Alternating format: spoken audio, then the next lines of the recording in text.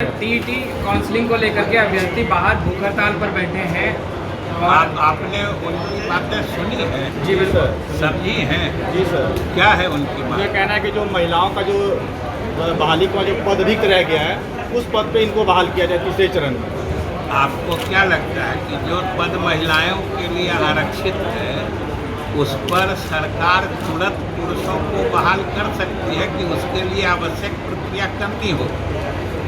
तो अभी तो पूरा चरण भी कंप्लीट नहीं हुआ है। नमस्कार, आप देख रहे हैं रिपब्लिकन न्यूज़। मैं हूं निखिल। जदयू कार्यालय में भी जनता दरबार लग रहा है। आज मंगलवार का दिन है।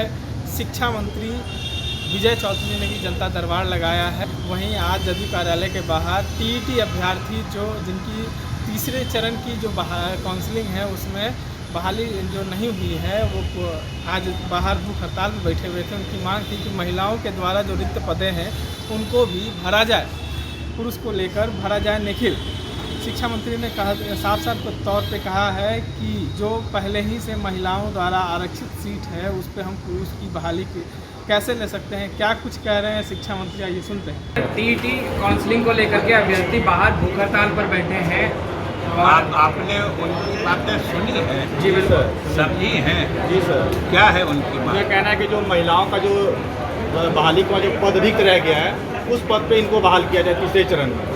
आपको क्या लगता है कि जो पद महिलाओं के लिए आरक्षित है उस पर सरकार तुरंत पुरुषों को बहाल कर सकती है कि उसके लिए आवश्यक प्रक्रिया करनी हो? तो अभी तो पूरा चरण भी कंप्लीट नहीं हुआ है।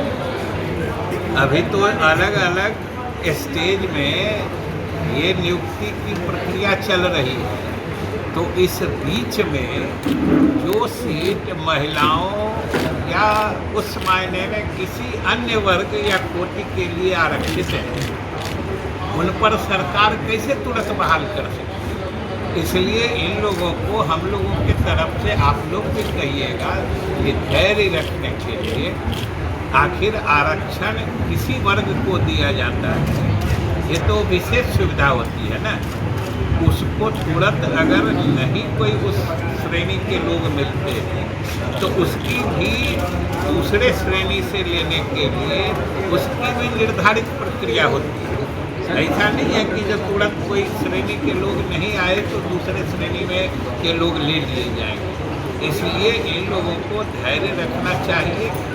हम लोग सारे स्थिति की समीक्षा करके सही समय पर सही निर्णय लें। सर, अभी किस किस तरीके की समस्या जो है वो आ रही है, आप लोग बैठे हैं निदान करने के लिए? इसमें हर विभाग की अलग अलग तरह की समस्याएं होती हैं। जैसे शिक्षा विभाग में है, नियोजन के संबंध में है कि कहीं कोई नियोजन पर सही समय में नहीं पहुंच सके हैं, किन्हीं की शिकायत जो बिहार स्कूल एग्जामिनेशन बोर्ड है सर्टिफिकेट दिया गया है उसमें कहीं थोड़ी कोई त्रुटि हो गई है, जन्म तिथि में कहीं कोई त्रुटि हो गई है, फादर्स नेम में कहीं कोई त्रुटि हो गई है, नाम के स्पेलिंग में अनेक तरह की शिकायतें आती हैं और हम लोग उनकी संतुष्टि और फिर दूसरी बात कि जो भी प्रक्रियात्मक पहलू है उसके जिस तरीके से समाधान हो सकता है वो हम लोग तरीका बताकर तुरंत उसमें संबंधित अधिकारी से संपर्क करके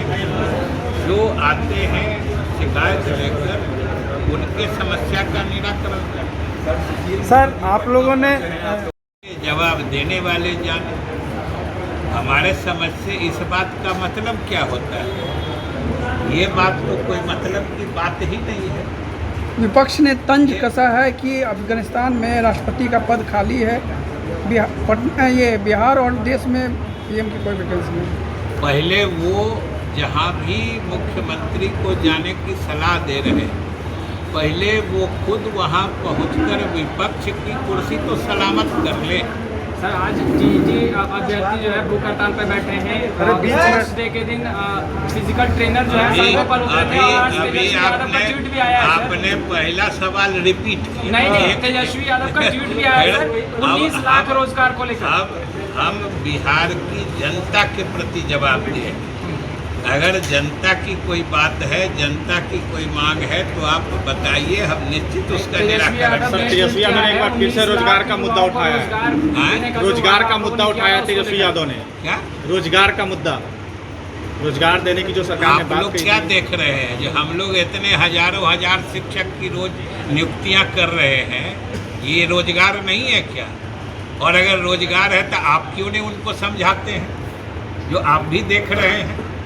आप सिर्फ पत्रकार हैं कि आप बिहार, आपके नज़र के सामने हजारों नियुक्तियां रोज हो रही हैं। अच्छा, नियोजित शिक्षकों, शिक्षक नहीं है, अब सारे लोग शिक्षक अच्छा, हैं। शिक्षकों आप को नियोजित शिक्षक आ रहे हैं। उनको आप लोगों ने कहा था कि इसलिए हम कहा था और सॉफ्टवेयर बन रहा है, वो लोग उसमें डालेंगे। पहले महिला, दिव्यांग, उस श्रेणी के और पारस्परिक स्थानांतरण के मामले टेकअप किए जाएंगे, फिर बाद में दूसरों कोई पर विचार। समय सीमा तय है क्या? कोई समय सीमा, वो जल्दी होगा।